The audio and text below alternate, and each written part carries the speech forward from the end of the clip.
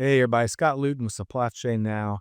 Back with you here from Gartner Supply Chain Symposium in beautiful Orlando, Florida, where I'm meeting with the movers and shakers from across the industry. And I got the pleasure to meet here with Sam New, Director Analyst with Gartner. Hey, Sam, how you doing? Hey, Scott, thanks for having me. This is an exciting time. I'm with you. I'm with you. We got a lot to get into, but I want to start with this. Before we get into good supply chain stuff, you have got quite a passion where you have raced like over 100 road races, Yeah. marathons. Yeah, right. Is that a great way of recharging the batteries and kind of? Well, sometimes it depletes the batteries, right? And one thing I'll say is that it is a young man's game. But trying to hang in there and all that, and it's a great deal if your exercise habits and your hobbies line up. I like it. I like it. And I bet when you've had a hard week and you got a race on Saturday where you can run. How many miles is the average race? Oh, 13 for me. Yeah, half marathon usually. Yeah. That's a race not just for the young, as you put it, but for folks not named Scott Luton. Man, 13 miles. Yeah, if you like pain, it's for ye. Well, I bet after a really tough week, you got a lot of pressure, a lot of friction. Man, I bet you feel great after you've run 13 miles on a gorgeous Saturday, huh? Well, I mean, first of all, there are no tough weeks in supply chain. Easy job to have, right? Which, but yeah, it is a great way to release stress and to sort of clear your head for a little bit, and also kind of, bring you back to center. I like it. I like it. You have to bring your trophy case next time with you. Yeah, I definitely will. I definitely will. All right. So let's move into, we're here having lots of conversations, learning from a lot of folks here at Gartner Supply Chain Symposium. You've been to a lot of these events, Yeah. other events. I'd love to know, what are a couple of your favorite elements to symposiums? Yeah, I mean, one of them is the people that you get to meet from a wide range of industries that dabble in different types of things. And even as a supply chain expert, one of the things that I really enjoy is being the teacher and the student. And conferences like this, events like this provide that opportunity to do both. So the people is definitely one thing.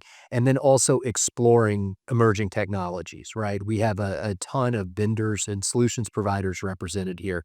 And they have so many cool things that, you only get to see in action at places like this. So the people and the technology, I would say. I'm with you. I'm with you. And I love that exchange. How'd you put it? A teacher and And a a suit, student. every day, two hats, right? I love it. And no better place to do that than right here Yeah. at Gartner each and every year. Of course, at Barcelona, then you got planning conferences and plenty of other events. And, Yeah. I love that. I leave here I try to soak it up like a sponge. But you know what? If one day is a lot. You be here for 3 days, man.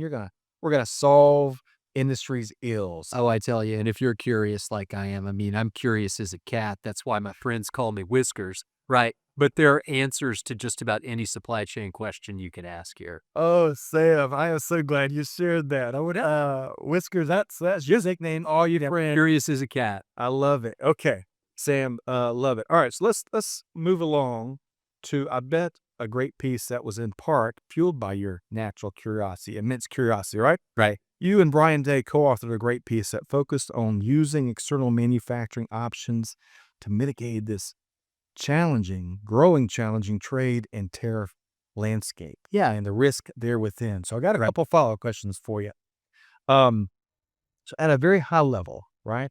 We're not going to solve everything in a brief interview, but what would your top advice be to chief supply chain officers out there? Yeah, the first piece of advice that I would give CSCOs is don't look at this simply as a set of challenges. This is actually an opportunity for competitive differentiation, but only if you think about the right things and do it the right way. So you can either be a victim or you can use this as an opportunity. And in effect, Scott, that's a choice. And we're encouraging CSCOs to make the right choice there. That's number one.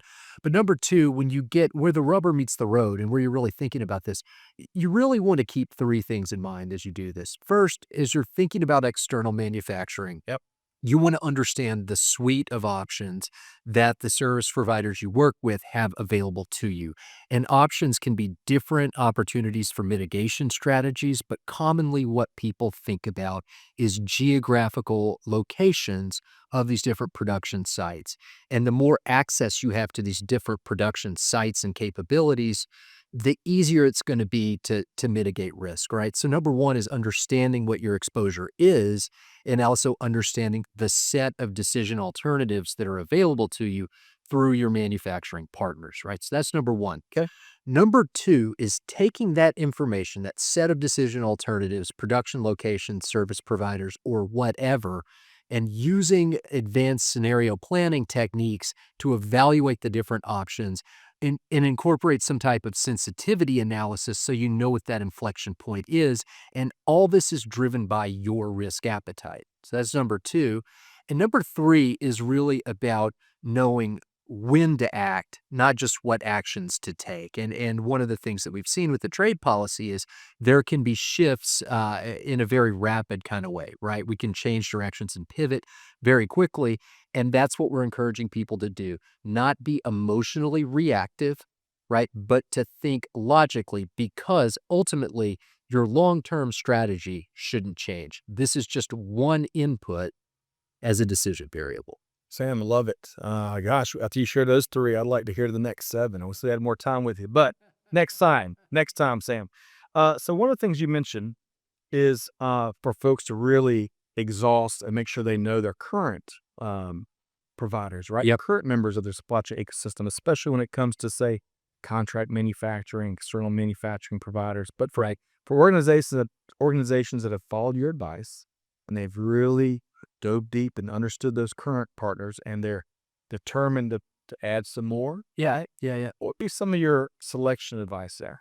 Well, I mean, I think you want a partner that not only has the capability to perform that work on your behalf, you're also looking for a long-term cultural fit, and that can be easily discounted, right? When you're only looking at technical capabilities, capacity, availability, and things like that. So it's not just what can the company do, it's who is the company and what's in their DNA, right? That's one thing. The other thing you want to keep in mind, and this is particularly critical in this age of uncertainty, whatever we want to call it, right, is understanding the risk exposure that you have with different types of external manufacturing service providers, but also understanding the specific avenues, tools, and levers that you can pull with a given partner. Because a lot of these guys, what they're doing is they're actually building in proprietary risk mitigation techniques. And so those are the types of things you should explore. Very helpful advice, and it sounds like it comes from somebody that sat in the seat. We're going to talk about that Yeah. in a second. Yeah. All right, I want to go back. Not to be redundant, but we know there's so many organizations that are struggling with these topics. Like going back to the topic you shared earlier about really investigating all the value you can unlock from your current supply chain partners. Yeah. Yeah. When it comes to your current manufacturing relationships, what advice would you have for business leaders to that would help them really make sure they unlock all the value that their current partners can provide? Yeah, I think one of the big things is to stop thinking about external manufacturing service providers simply as contract manufacturers, right? Really, what they are or what they can be is end-to-end supply chain ecosystem partners. And what we mean by that is a lot of times these guys have adjacent value-added services that are nice complements to traditional contract manufacturing activities.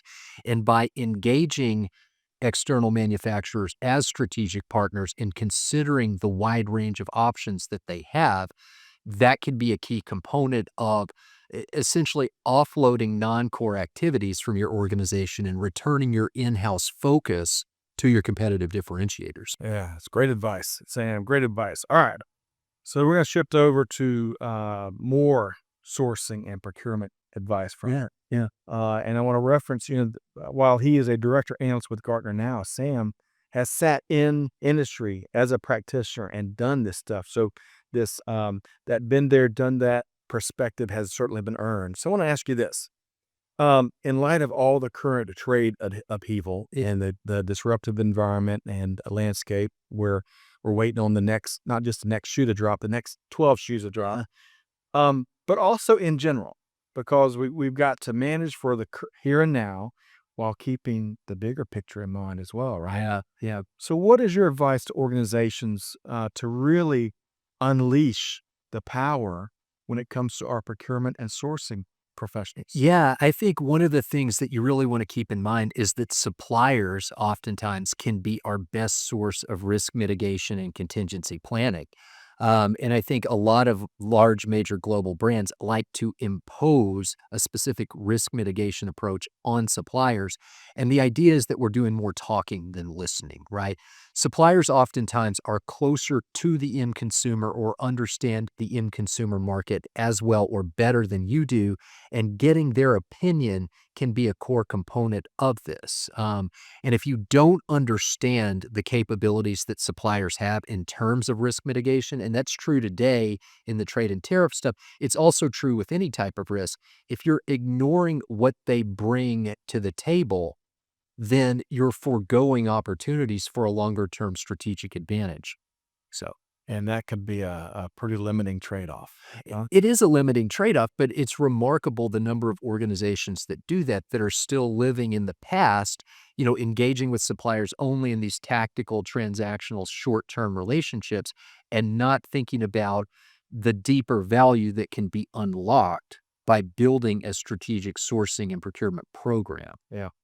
Sam, I want to make sure folks want to connect with you in a minute. But when I was in manufacturing itself, and I think of some of the best relationships we had, those involved, and this was really before Zoom was prevalent. Really, Yeah, yeah. site visits, Yeah, regular face to face. We're exchanging our improvement initiatives, areas of focus, really having deep conversations yeah, filled with trust. yeah, That really unlocks some really powerful uh, uh, chapters yeah. in that journey, huh? Well, and Scott, you said a really important word there. The operative term was trust. Yeah. And that's one of the issues in supply chain is oftentimes suppliers tell us that they're not seeing this principle of equality. They're not seeing that being embodied in the relationships that they have. And also they feel like there's this disconnect between what a customer is saying and what they're actually trying to do.